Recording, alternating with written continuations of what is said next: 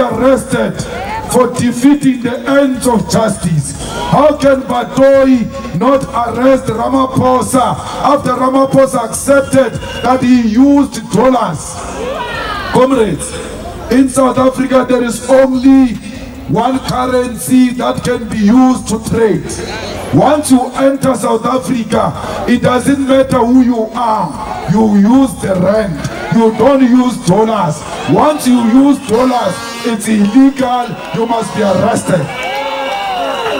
Even in Sandton, Diamond Walk, where there are expensive things, where there are international tourists, they don't use dollars to buy.